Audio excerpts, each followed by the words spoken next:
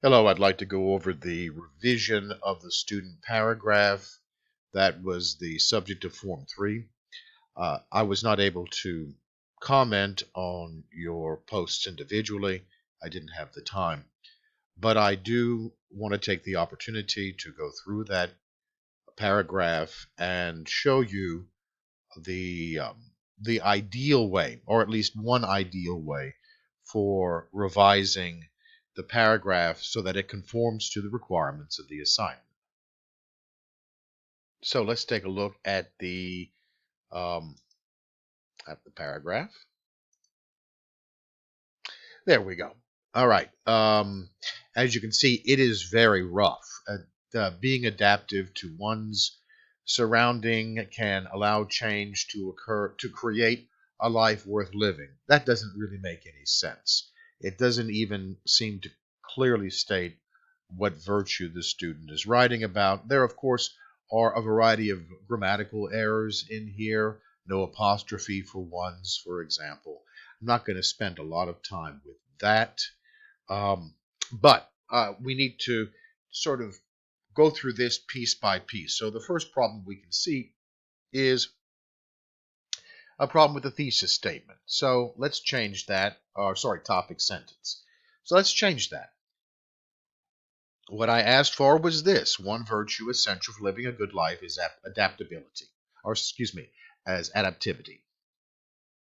It's clear, it's simple, it's straightforward. The reader has no question about what this paragraph is about. That is a greater virtue than all the vocabulary words and all the fancy sentences in the world. Okay, please remember that. Not all of you have to take that advice to heart, but there are those of you who do. Okay, the next component for the paragraph that I need is the reasoning.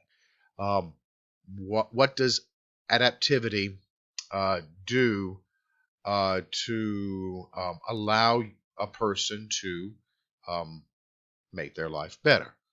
Here, the student writes, people who are more adaptive can helpfully mold themselves in new situations or environments.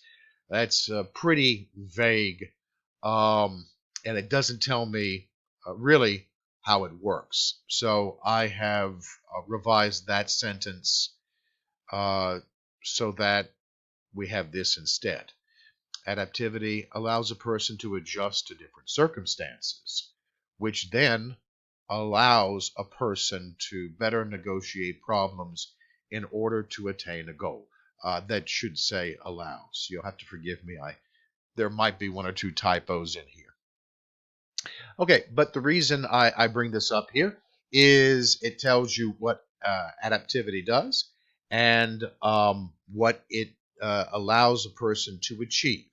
Notice the goal orientation of the explanation or the reasoning and the problem orientation. What are you're negotiating um, problems in new circumstances. There are a number of ways I could have expressed this. This is just one. So the writer now is moving on to the example. Now we see, for example, that's a good way to begin. But then the writer writes, it was a major change for a high schooler to move their habits to a college setting. I don't even know who this high schooler is. Before, high school was not strict on schoolwork. I don't know what not strict means. There was always homework of some sort. There was not a lot of studying day of, and there were less people, so I conversated with more. By the way, don't use the word conversated. That's just not a word that one should use in academic writing. Just write, talked. All right. So I talked with more. I talked with more. Okay. This is very confusing. A lot of it has to do with the structure of the sentences, the language that's been selected.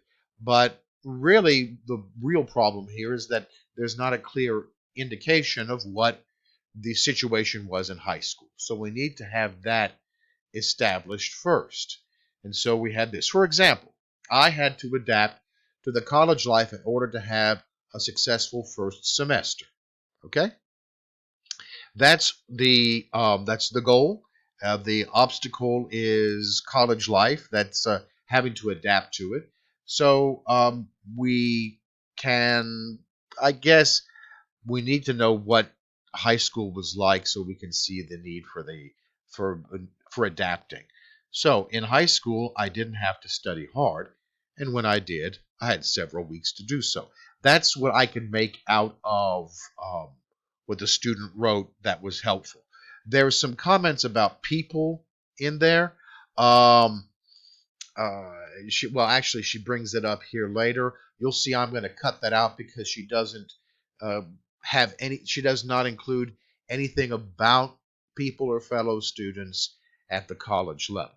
So, what's next? Entering college a lot has had to change.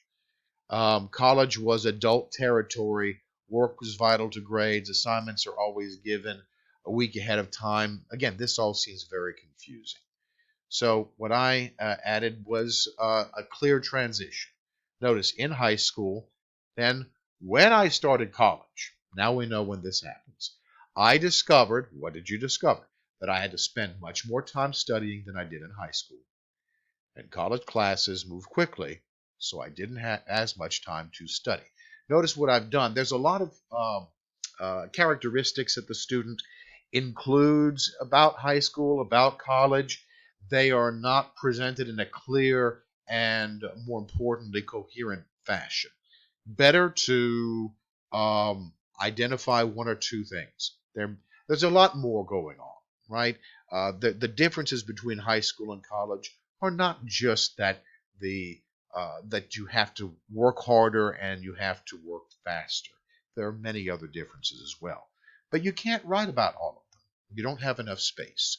So select your details, select your characteristics, and focus on those. And in the end, if your goal is to have a successful first semester, especially academically, then adapting to the academic demands seems to me the most important um, characteristic you need to focus on. Okay, so we have this now. As I have switched over half and half, my college life was filled with space for procrastination that was hard to overcome, but overall allowed me to succeed. I have no idea what that means. So, what I have done is we need to insert something about adaptivity. This needs to be introduced. So I realized that if I was going to be successful, I had to adapt my study habits to these new circumstances, which goes back to here and here and negotiating problems. That's what's going on. Okay, next thing we have, as I switched up, we don't want that. So what we need to see now, and this is the most important part of the example, adaptivity. We need to see the student adapting. So what does the student do? That's the most important thing here. What does the virtue allow the student to do? For the first time, I made a study schedule and designated certain days and times to study for particular classes. Okay, that's new, study schedule. I also cut back on the time I spent playing video games so that I could devote more time to homework. Notice this is all very simple, okay? Finally, I joined a study group and we helped each other prepare for tests. Um, all we need now is an outcome. Um, that should read it, excuse me. It was difficult to change my habits, but because I was adaptable, I made A's and B's in all my first semester classes, the outcome. And then finally, a way to bring the paragraph to an end. Adaptivity will continue to be essential to my college success. This is all I'm looking for. There are not a lot of sentences here. There's not a lot of information, but the way the information is presented is coherent. It goes in order, step by step. The sentences are not excessively long.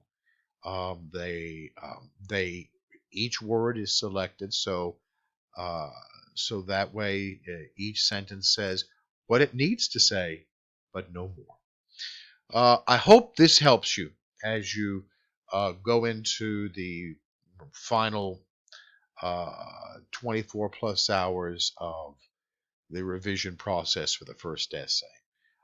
Good luck and Godspeed.